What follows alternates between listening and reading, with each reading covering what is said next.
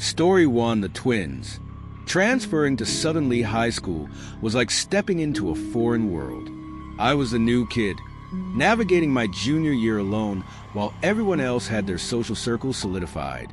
Lunchtime was a dreaded hour. Juniors were forbidden from leaving campus, so I had to face the cafeteria alone. The cafeteria buzzed with chatter, laughter, and the clatter of trays. Every table was occupied. My heart sank until I spotted a small table in the corner. Only 2 boys sat there, identical twins with an aura I couldn't quite place. As I approached, they exchanged a look before one of them said, "Sure," motioning for me to sit. They introduced themselves as Antonio and Bruno. Their faces were striking, their smiles almost too wide. They seemed friendly enough, even invited me to hang out that night. I hesitated but agreed, desperate for companionship. They suggested meeting near a cemetery around 9 p.m., claiming there was a cool hangout spot nearby.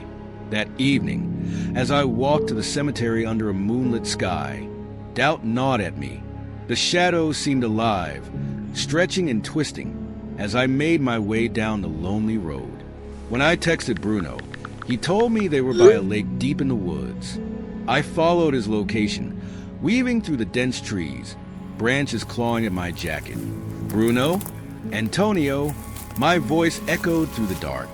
Then I heard it, footsteps, soft and deliberate. My breath hitched as I froze. "Stop messing around," I called out nervously. The footsteps quickened.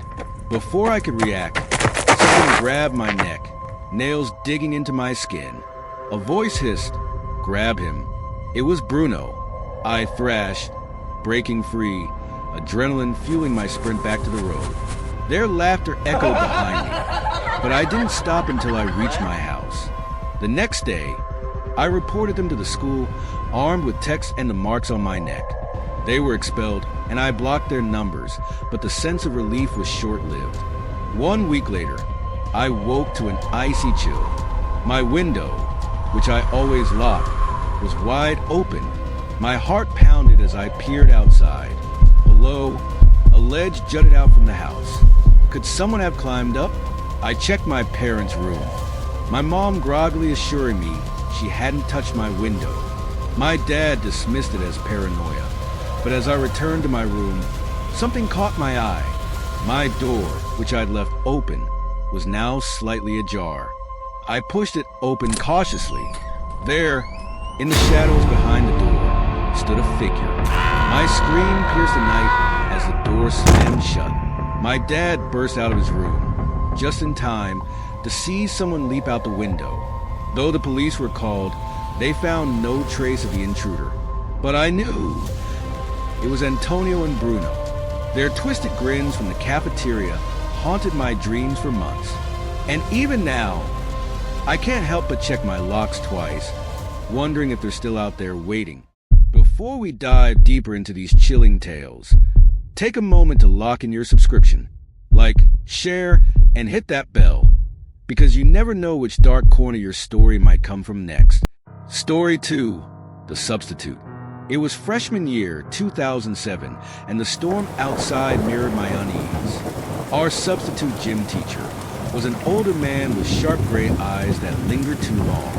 When he called attendance, his gaze locked on me, and he did a double take. It felt wrong. Gym class ended, and I couldn't open my locker. Frustrated, I asked the sub for help. He promised to check the combination list and returned with a book. But instead of handing me the combo, he followed me into the nearly empty girls' locker room. "Let's figure this out," he said, his hand lingering too long on my shoulder as he tried to lock. His failed attempts were accompanied by uneasy laughter. My polite chuckles felt forced. Then his hand slid lower, tracing my spine. My stomach churned. "I'll come back later," I said, grabbing my bag. But just as I turned, the lock clicked open. He grinned as if he'd won something. I waited for him to leave before changing quickly. Then, the lights went out. Darkness swallowed the room. My breath quickened as I fumbled for the door. Just as I reached the exit, I felt his presence. his shadowy figure peeking around the lockers. I bolted, rain drenching me as I sprinted off campus. That night, the realization hit me. He must have tampered with my locker, orchestrating the whole situation. The thought of what he intended when the lights went out still sends shivers down my spine. Story 3, the basement. The basement of my high school was a labyrinth of forgotten storage rooms and dimly lit corridors. When my band teacher, Mr. Nicholson, allowed me to make up missed lessons there, I thought it would be an easy grade. As I descended the creaking stairs, the air grew colder, heavier. The flickering fluorescent lights cast unsettling shadows. Inside one of the small rooms, I set up my music but played games on my phone instead. That's when the lights went out completely.